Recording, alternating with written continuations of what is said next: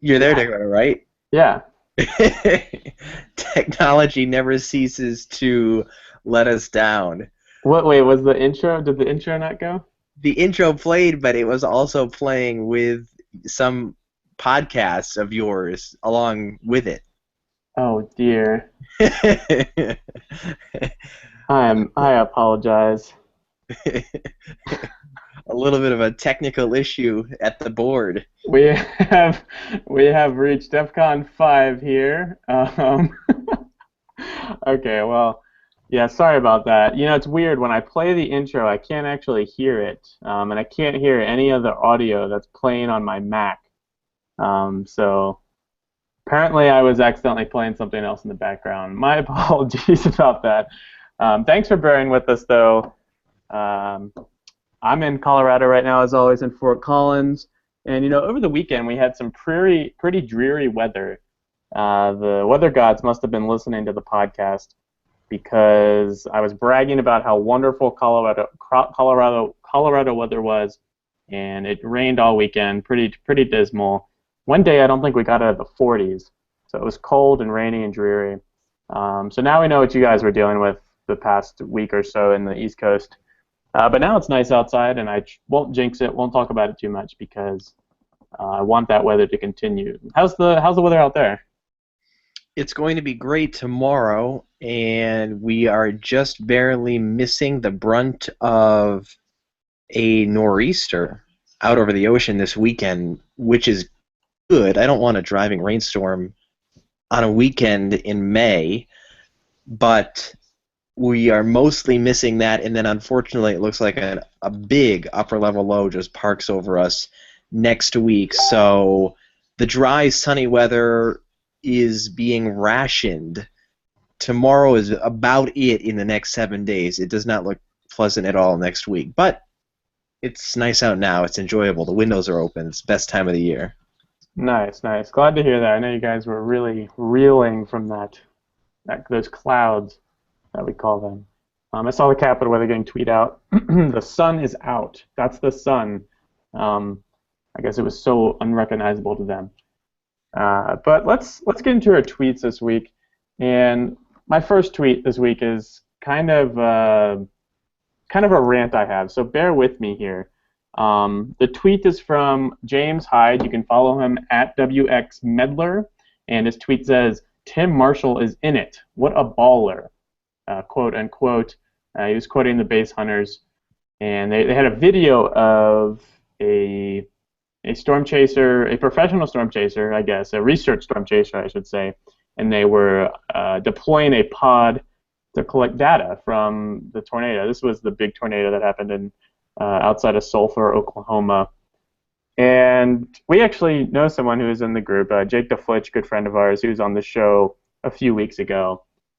And oh my gosh, they got so close to this thing that they were practically, they were in the very edges of this huge tornado. I have a little bit of issue with this. There's always issues with getting too close to tornadoes. Storm chasers getting too close, whether you're amateur or professional or whatever. But to me, when it comes to getting research, getting data for research and for the science, I think they should be held to a higher standard.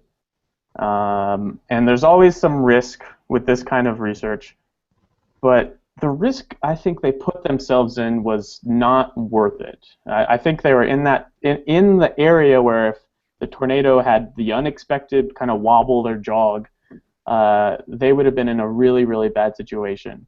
I don't want to discredit them at all because they're very smart people. They obviously know what they're doing, and they put themselves in that situation for a reason to get data. And I heard the data is awesome, but I don't know. I don't think it's worth it to get that close. And I would like to think at some point, very, very soon, we'd have technology where we wouldn't have to put people in that kind of risk to collect that kind of data. Okay, end rant. Tyler, what are your thoughts? Well, we had someone on the show talking about drones a couple of weeks ago, so Yeah. I definitely think that drones are the future of a lot of things. One thing may be data gathering. I Yeah. just glanced at the video here. And was this sulfur? Okay, there are a lot of dramatic videos that came out of that tornado. I Yeah. saw one on NBC Connecticut from Matt Mahalik, a Penn State grad. He had his little name credit on the video, and I was like, wow, look at that. I know who that is. So, yeah, I mean, in terms of the closeness to the tornado, I mean, I'm no professional storm chaser, but Yeah. it does seem like a lot of these people get very close. I think the only example that you need is the one where the professional storm chasers, the best in the business, were killed in a tornado. So there is really no safe way to do any of this. Yeah. Yeah, I agree. But So, I mean, it's a risk. I mean, when the best person in the field dies, I mean, anyone is susceptible to that. I'm obviously referencing Tim and the people he was working with. Was that about a year or two ago? yeah, I think it was 2 years ago. 2 years It ago. was the El Reno one, the El Reno tornado, I believe. Yes, the El Reno tornado. Yeah. So I will take the next tweet, and our second tweet of the night is titled El Nino Humor, and this tweet is from Eric Holthouse. He says, so much for El Nino. California statewide snowpack is down to just 35% of normal today after a very warm spring. Yikes. And the map that he attached to the tweet shows different regions of California and the snow water equivalents dated for May 17th. And the percent of normal for the date is 33% in Northern California, as low as 26% down in the Southern Sierra, which is in the central portion of California. So the point of the tweet is that a lot of people thought El Nino would help with the extreme drought in California, deliver a lot of rain, deliver snow in the mountains, and it doesn't appear that that panned out. One way to measure that is the snowpack, and the snowpack is much below average for the date. So very interesting. One of the strongest El Ninos ever recorded, and it didn't play out as we thought in every area. Obviously, a lot of places were warm, including the Northeast in particular, and that was expected long before the El Nino peaked. But in California, not quite as much precipitation as we thought would have occurred in the El Nino. So a bit of a disappointment for the drought relief there in California. And we do have another tweet. Our third tweet of the night is West Coast Viz. We have shown tweets from Zach Labe in the past. He is at UC Irvine. He is formerly of Cornell University with a atmospheric science degree, and his picture that he tweeted is a visible satellite picture from Goes West, and he says the atmosphere is such a work of abstract art. Visible satellite images never cease to amaze me, especially with fog and things that you don't typically think you would see on a satellite. So things other than clouds. You can often see smoke from wildfires. You can see snow, freshly fallen snow, all sorts of things. So, I mean, you could basically pull any visible satellite image from the internet, and it would be amazing. So, just another example there from Zach on Twitter. Yeah, he's always bringing us awesome imagery, and I feel like we feature him every other episode. Some great stuff there. Check out that tweet if you can from Zach Labe. So we're going to try to bring on our guest now, Matt Bolton. Matt, let's just check. Can you hear us? I can hear you. Can you hear me? Yeah, Tyler. How is that? I can hear him. Okay, hear him. Good. Try to talk as loud as you can since we're doing this in a little different way. But let's just give Matt a little intro here. Matt is currently pursuing a bachelor's of arts in psychology at St. Leo University. He's a recent graduate with an associate degree from Pasco Hernando State College. And he's volunteered at his local emergency management office. He's an intern at How the Weather Works. He's been there for about over 5 years now. He's been heavily involved in the National Weather Camp program, which How the Weather Works does a lot with. And he's part of the National Weather Association. He's actually on a few committees promoting professional development and diversity, and he does a lot of work in there. So Matt, welcome to the show. Well, thanks for having me on.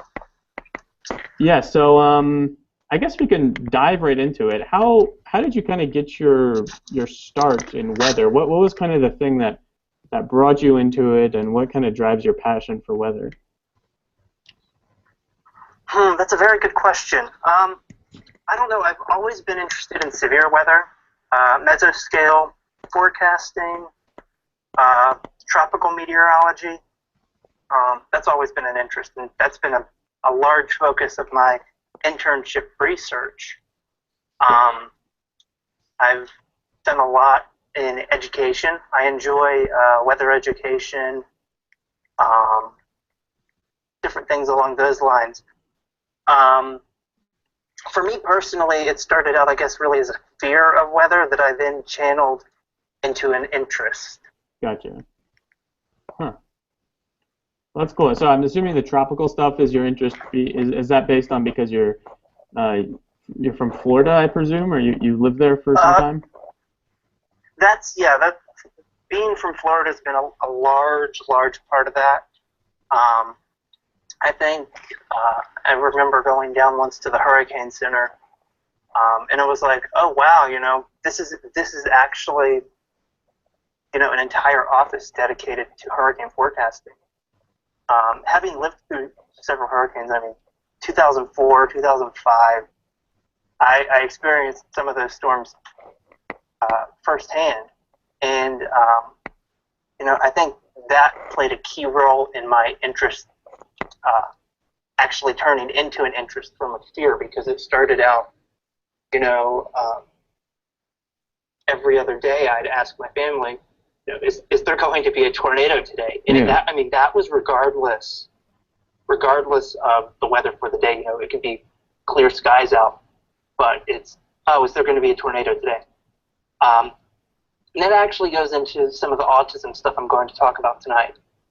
Yeah, so let's go right into that. I guess just kind of give us a brief introduction of what you're doing and why it's important. Okay. So basically, how I got started with the whole autism angle would be appropriate. Back in 2014, I was working at the weather camp. We had a student who's on the spectrum. And this student, of course, had a high interest in meteorology. And we didn't have any kind of idea how to basically handle the autism-related characteristics. I actually, myself, am on the spectrum, and therefore was able to recognize some of the different traits, because I saw myself reflected.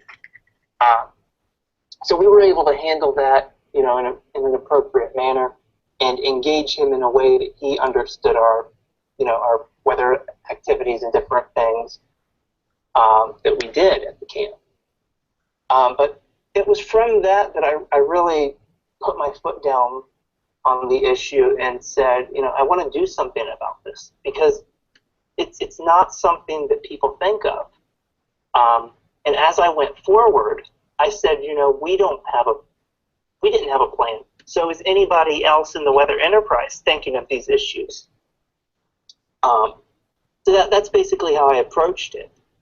Mm-hmm. And just anecdotal discussion with different professionals in the field would corroborate my finding and my hypothesis that, nobody's thinking of it in the enterprise, even though they may be directly affected by it through family members, or someone else they may know who has autism.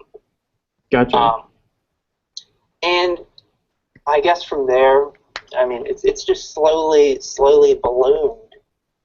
I'm on the National Weather Association's Diversity Committee, leading up the subcommittee on disabilities. And a big part of that is my interest in autism outreach and promoting acceptance for people on the spectrum. And it's not just myself. I mean, I've experienced a lot of the stereotypes and things firsthand, but it really goes beyond me. I really, for myself, it's irrelevant. I really am more concerned for the well-being of others and making changes for others. And I don't know. It's been a work in progress the past year or so as I get my feet wet and become more familiar with different theories and different research. Gotcha. So yeah, I guess explain some of those theories and why autism and meteorology and where the connection is there. Okay. So basically, we have this thing called the empathizing systemizing theory. And empathizing systemizing theory was theorized by psychologist Simon Baron Cohen about a decade ago. And basically, what he noticed. Now, this is going back to the repetitive behaviors in autism. And basically, systemizing, he theorized, is the process in which people with autism seek to identify patterns and rules. So you're establishing whether or not there are rules and patterns that exist. And within that, you're trying to, I guess, answer questions, basically. You know, you're asking, if I do this, then this happens. And so you have this if-then model that is predictable. And within that, of course, the individual is able to have some semblance of control. It's something they can control. So a system is considered anything that receives an input and can produce a correlated output. So like flipping on a light switch, for example, that would be a system. Meteorology, of course, weather's a very nice natural system. There's a lot of different inputs, as you know, with correlated outputs. So basically, systemizing is finding rules and patterns and looking for those linkages. And that is where the interest in science comes from, because they're naturally inclined for this. You know, if you can trigger some implicit learning and get early exposure in through education as a meteorologist, then you can actually take this repetitive behavior, which may be negative in other contexts, and channel it into something that they might actually be interested in, Okay. which would open up career path down the line that might otherwise not exist. Okay, so I read some of the research that you've been doing, and right off the bat, it's super interesting, and I sat down and started reading and it didn't stop until after I was finished. And so I was curious. You mentioned how increasing this might be jumping the gun a little bit, but you mentioned how increasing clarity in meteorological forecasts and maybe even graphics and the message overall in communications would help people with autism kind of perceive that forecast, but also the general public. And I think for the general public aspect of it, you cannot not be more true about that. That's kind of the goal there. Are there any kind of general improvements, overarching improvements that you had in mind when you mentioned this in your paper? Okay. So basically, there's not much that we're going to be able to do in terms of, we can't expect, first and foremost, we can't expect people to change the way they deliver a forecast. Your broadcaster is not going to adjust just based on, you know, one simple, seemingly simple need. But regardless of that, there are things we can do. So graphically, we have so much information. We're trying to squeeze so much information into our graphics. I mean, just this isn't even talking, you know, your weather models. This is talking, you know, forecast information distributed to the public. It's just information overload. And the thing with autism, there's something called central coherence. And central coherence basically is the ability of the individual to take pieces of information and relate them to each other. So you're doing this globally, so across the big picture, and then you're doing this locally with different specific pieces. So it's local and global information processing. And when you provide them with so much information, there's the potential that the individual can be overwhelmed. So graphically, you want to be able to break down your information into smaller chunks that they can then locally process. A good example of this would be when I look at like upper air charts, for example. So I'm looking at upper air fronts and different model output.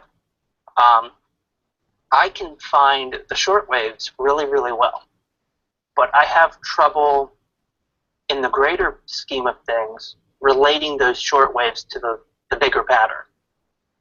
So I may see the short wave digging down across the southeast, but I don't see upstream of that short wave, which if anyone watching is not meteorologically inclined, a short wave is basically a cold front.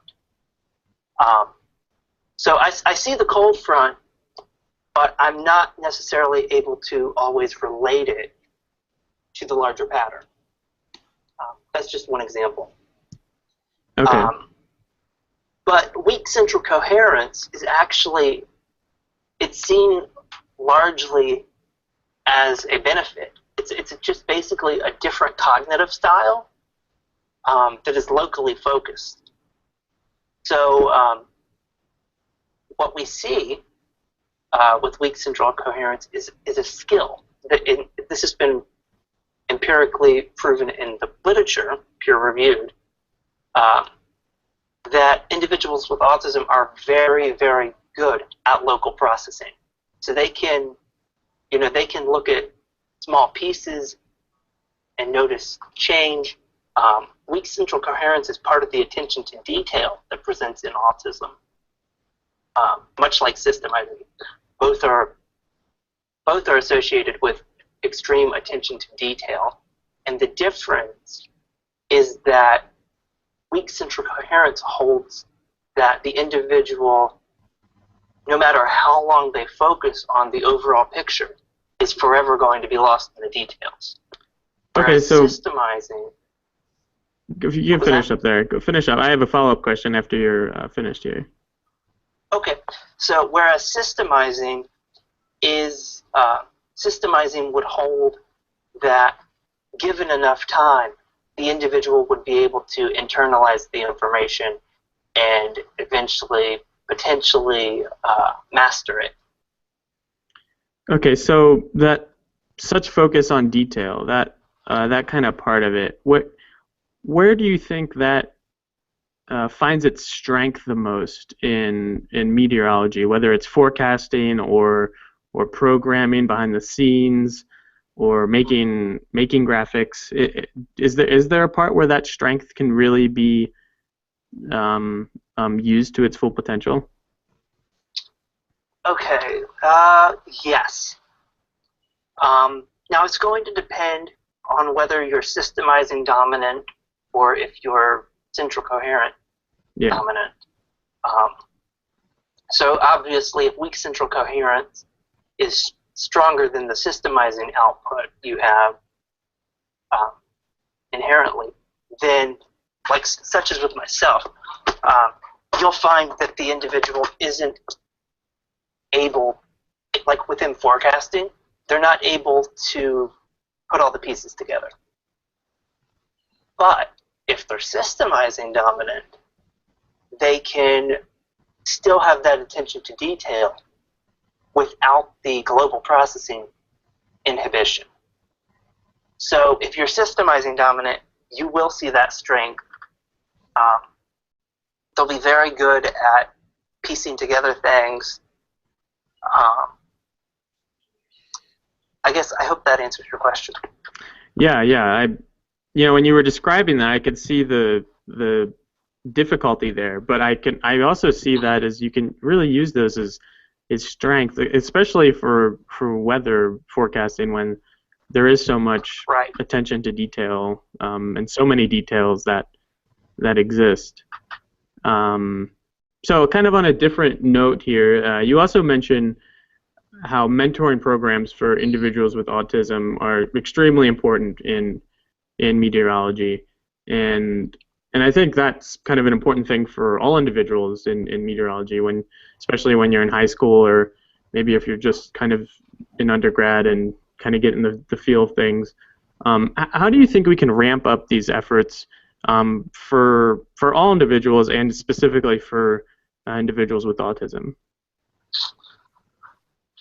I actually, I'm a mentor to the student I mentioned previously, and what I've noticed is that you really have to engage.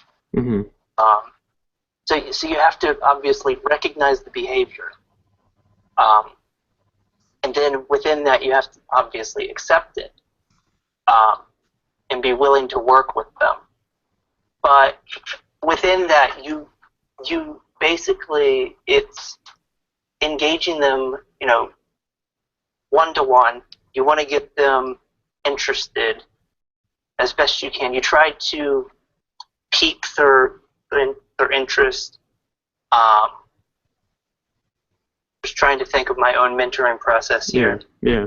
I found that social media, text messaging, that's all very effective, but you have to keep at it, because within autism there's this, I don't want to call it social inhibition or disinterest, but in reality, I mean, that's what it is. It's not having as much interest socially just because you don't understand it. I know me, I'm socially interested. I try to socialize. It can be difficult. But a lot of times, they're just not as interested. So you really have to be direct. And when you ask a question and they don't respond, you just have to keep at it, and not take it personally as a mentor. That's just one observation I've made. But it's difficult for, I think, the typical meteorologist who doesn't necessarily know all the traits, and that's what I'm trying to promote. I'm trying to promote awareness of the just different traits and characteristics. So, I mean, if the meteorologist is aware of systemizing, then of course they're going to be able to redirect that behavior. When I was at the weather camp, redirection, and I've seen this in other students as well, redirection is a major piece of the puzzle. You want to be able to focus their interest.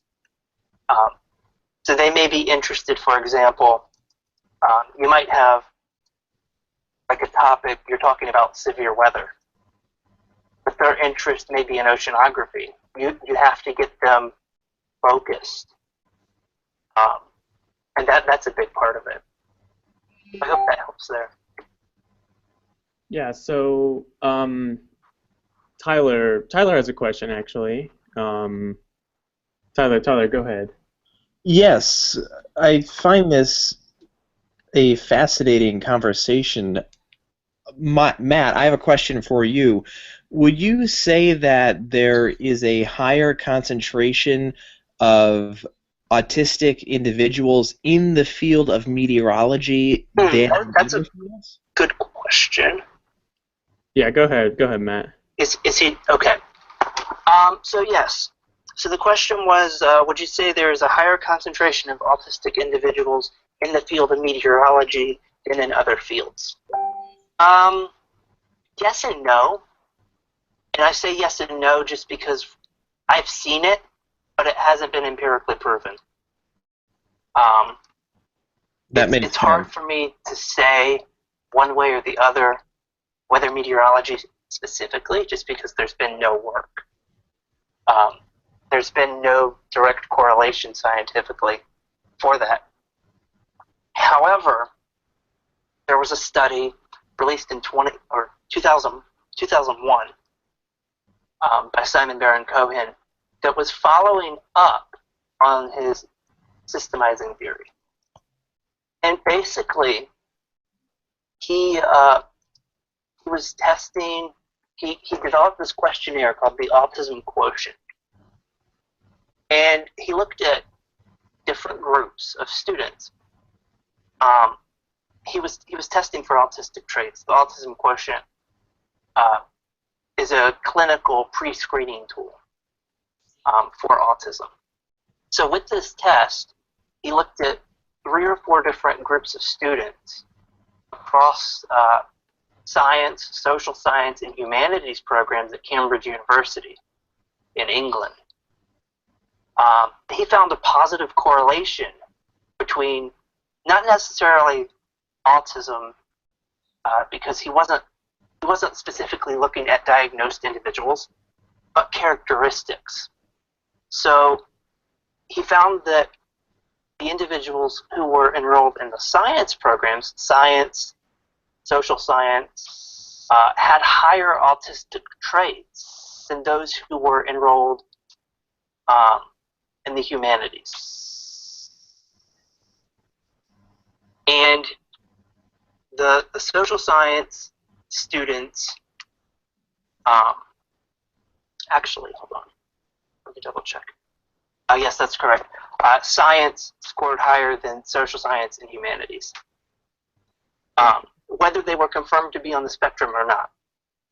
So he found that correlation, and that was based on another study that he had performed that found that parents of children who were engineers, he actually found a link between children whose parents were in scientific fields and being on the spectrum. And of course, there was a sort of mating process that predisposed them, basically, for the conditions. So that's where it comes from. So if you're unfamiliar with some of this work here, please check it out because it's very, very interesting. And Matt, are you doing more of this research right now with your in your bachelor's degree in psychology, or are you building on that? That is where I'm heading. Okay. I'd like to do some different autism-related studies to build on some of these things. Whether literacy within an autism population could be interesting, I'd like to establish that. Different things like that I'd like to do. Yeah, and you mentioned color blindness as well, because I think that's something that goes a little overlooked in the weather community. Right, I've been looking at color blindness as well. Gotcha. I mean, we've had more and more discussion on the Weather Service's implementation of colors, media implementation of colors. It's just not consistent, and that's hurtful across the board, but especially for the colorblind individual. That's another topic, though. Yeah, absolutely. So really looking forward to that work. And we have this question that we ask everyone on the show, kind of near the end, and it's what has been the most important skill in your career thus far, and is there any advice that you would give to meteorologists that are kind of just joining the game or in high school and interested in weather? Any advice you have for them? Well, the stereotypical thing for me to say would be to stand out and be different. And always push yourself. And I would further that and say that you want to be yourself. Be unique. You've got this interest, and you're not the only one that has it. So do those things that make you stand out. If you're at a conference, go the extra mile to introduce yourself, even if you're uncomfortable, even if even if you don't have a business card. Just walk up to the individual and introduce yourself, because you don't know who they are, or more importantly, who they know. And I've found it's not even necessarily who I know, but the people I know and their network. It's who they can put me in contact with. That's been just as beneficial as having my own contacts. It's forging good relationships, professional relationships, and being willing to leverage your contacts for others as well is a good thing. And always, you want to stay humble. I'd say that's very important. Yeah, I love that advice. We actually haven't gotten any of that on the show yet. So, as you said, be unique and be yourself, and I think you were exactly that tonight. Thank you, Matt, for joining us, and we'll have you on again sometime soon. Okay, great. All right, thanks, Matt. Thank you.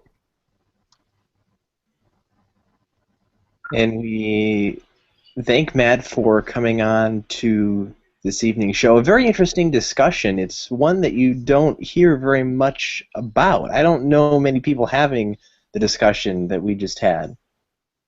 Yeah, no, me neither. It's something to me that was pretty brand new. I had heard kind of small discussions about it, but I don't know. Maybe it's something that goes kind of untalked about in our particular circles.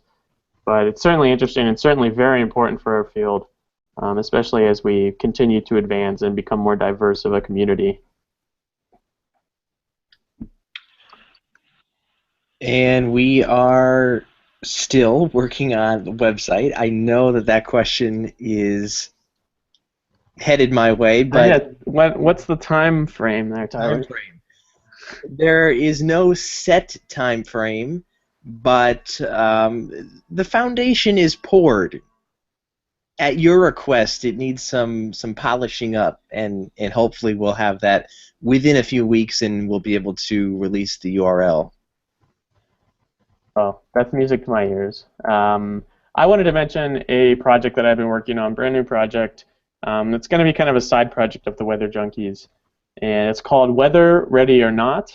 And basically, I'm going to be looking at certain weather events, generally extreme weather events, and interviewing people who are impacted by that event and getting their perception of the forecast, of the weather, and how that all played into their decision making.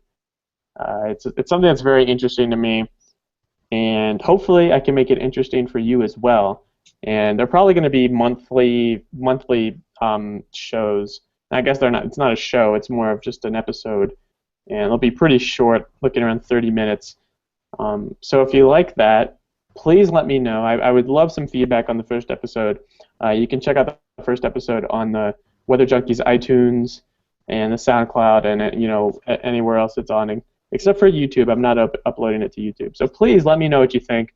I would love to start a discussion around the first episode. I explored the supercell that went through D.C., Maryland, and Virginia, and I touched on some things, including broadcast meteorology and the importance of that skill set. I talked about weather apps and the deficiency that they have right now in forecasting.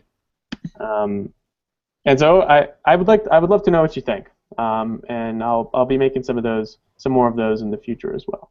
But that's going to do it for us tonight. Thank you for listening. Sorry about a few of the technical glitches we had tonight, but hopefully we overcame them adequately. If you're not following us on Twitter, check us out at the WX Junkies. We're also on Facebook. You can listen to us on SoundCloud, YouTube, iTunes, and Stitcher. Tyler, sign us off. Well, we thank you for joining us this evening, and we'll be right back here next Thursday evening live at 8 o'clock. We will announce the guest on social media as we get closer to next week's show, and that's when we hope you'll join us right back here. But for Matt, Dakota, and myself, thanks for listening. We'll see you right back here next week.